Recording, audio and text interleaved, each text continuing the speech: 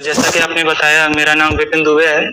मैं उत्तर प्रदेश के मिर्जापुर जनपद का निवासी हूँ। ठीक है। मेरी प्रारंभिक शिक्षा सर ग्रामीण पृष्ठभूमि में और उसके बाद गवर्नमेंट इंटर कॉलेज प्रयागराज से संपन्न हुई है।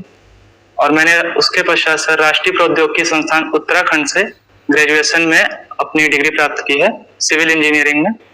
और सर मेरी हॉबीज में डायरी लेखन, बैडमिंटन खेलना और रूरल गेम्स में मेरी सर रुचियां हैं। आपने कहा कि आपको ग्रामीण खेलों में दिलचस्पी है। जी सर। कौन कौन से खेल खेलते हैं या देखते हैं? सर प्रेजेंट टाइम में सर खो खो और पिट्टो खेलना और कंचे खेलना सर। और प्रारंभिक समय में सर मैं तीरंदाजी, गांव में तीरंदाजी भी करता था और भी गेम्स। खो खो खेल की शुरुआत कहाँ हुई? सर खो खो खेल की शुरुआत महाराष्ट्र से मानी जाती है। ये बताइए कि खेल अर्थव्यवस्था का बेरोजगारी दूर करने में कितना महत्व हो सकता है? सर खेल एक महत्वपूर्ण स्रोत है रोजगार प्रदान करने का।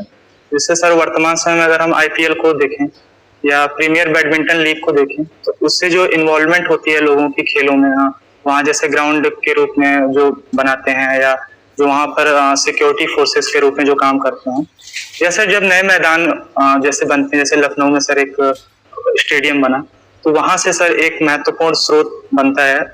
इसके साथ साथ चूंकि सर इंपोर्ट के रूप में अगर हम देखें तो ये सर्विस एक एक्सपोर्ट हम करते हैं यहाँ से, तो उससे भी सर रोजगार को बढ़ावा मिलता है। पंचायती राज मंत्रालय ने मिर्जापुर को भारत के 250 सबसे पिछड़े जिलों में से एक माना है। जी।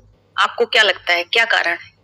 मैम फर्स्ट जो मुझे इसमें कारण लगता है कि जो विमेंस का पार्टिसिपेशन है या जो पिछड़े वर्गों का पार्टिसिपेशन है वो कागजी तौर पर होता है, जैसे जिसे रबर स्टाम्प भी कहते हैं, तो उनका पार्टिसिपेशन उतना नहीं हो पाया है। सेकंड मैम चूंकि वहाँ पे जागरूकता कम है तो इस क्षेत्र में मैम करप्शन अधिक है। जैसे मनरेगा है मैम, उसमें चूंकि डीबीटी के थ्रू उन्हें हम पैसे प्रदान कर रहे हैं लेकिन उसमें भी फिर भी मैम करप्शन हो रहा है। एंड थर्ड वन मैम जो मुझे लगता है कि ऑनलाइन जो एक्टिविटीज है वो तुलनात्मक रूप से कम है वहाँ पे, क्योंकि मैम शिक्षा का स्तर जो है, तकनीकी शिक्षा का स्तर भी कम है, इसलिए मुझे लगता है कि मैम उसे पिछड़े जिलों में उसको शुमार किया जाएगा। महिलाओं का प्रतिनिधित्व तो कम है, आप कह रहे हैं रबर स्टैंपिंग है, मतलब रबर स्टैंपिंग का मतलब? रबर स्टाम्प का मतलब मैम वो केवल एक मुखौटे के रूप में है कि उनका चुनाव तो किया जाता है लेकिन वास्तविक रूप से पुरुष ही उसको क्या करते हैं, कार्यभार उनका संभालते हैं। वो कार्य नहीं करती, वो केवल क्योंकि मैम सीटों का आरक्षण है इसलिए उनको उसमें चुनाव में खड़ा किया जाता है, लेकिन वो वास्तव में उस प्रतिनिधित्व के रूप में कार्य नहीं करते। टूरिज्म में इतना तरक्की नहीं कर पाया है मिर्जापुर, जबकि वहाँ पे इतने सारे स्पॉट्स हैं। जी मैम, अवश्य एक चिंता की ये बात है कि इतना समृद्ध होते हुए भी टूरिज्म के क्षेत्र से अभी प्रगति नहीं कर पाया है। क्योंकि मैम एक तो मुझे कारण इंफ्रास्ट्रक्चर लगता है कि वहाँ पे कनेक्टिविटी का जो इशू है कि सड़कें जो मैम गांव के क्षेत्र में या वहाँ पे, और सेकंड मैम लगता है कि एडवर्टीजमेंट हम उतना प्रभावी रूप से उसका नहीं कर पाए। थर्ड वन मैम मुझे लगता है कि चूंकि वो नेक्सलाइट एरिया में एक आता है, मिर्जापुर, चंदौली और सोनभद्र, उसकी वजह से लोगों का एक परसेप्शन है जो कि हालांकि अब पिछले 20 सालों से घटनाएं देखें तो लगभग शून्य घटनाएं हो गई हैं। तो इन तीन वजहों से मुझे लगता है कि मैम वो अभी डेवलप नहीं हो पाया। विपिन जी सर। एक इंजीनियर होते हुए भी आप सिविल सेवा में क्यों आना चाहते हैं, उसको कैसे जस्टिफाई करेंगे आप? सर इंजीनियरिंग का चुनाव मैंने 2013 में इस क्षेत्र में जाने का फैसला किया था। उस समय मेरी जो आर्थिक स्थिति थी सर, उसके अनुरूप मैंने सोचा था कि मैं यूपीएससी की तैयारी और नौकरी साथ साथ करूंगा।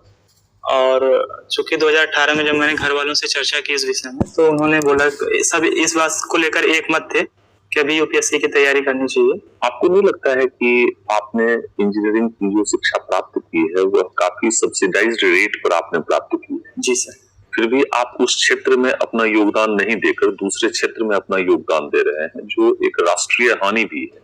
सर मुझे लगता है कि जो मैंने सिविल इंजीनियरिंग में जो स्टडी किया है वो सिविल सर्विसेज में मेरे लिए लाभकारी होगा। है कि डेयरी उद्योग कोऑपरेटिव मामले में जैसे गुजरात में सफल हुआ अमूल के रूप में, वैसा बाकी राज्यों में नहीं हो पाया।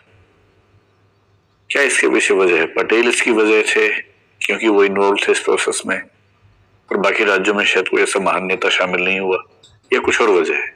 सर एक कारण सर पटेल जी को माना जा सकता है कि पटेल जी के इन्वॉल्वमेंट की वजह से जो सहकारिता का जो भाव था वो लोगों तक पहुंचा। Second sir, doctor Verghese Kurien का महत्वपूर्ण योगदान था कि उन्होंने वहाँ पे अमूल की स्थापना की सर, और लोगों को समझाया इस बात के लिए कि सहकारिता के मॉडल पर चल करके हम अच्छी कीमत प्राप्त कर सकते हैं इस क्षेत्र में।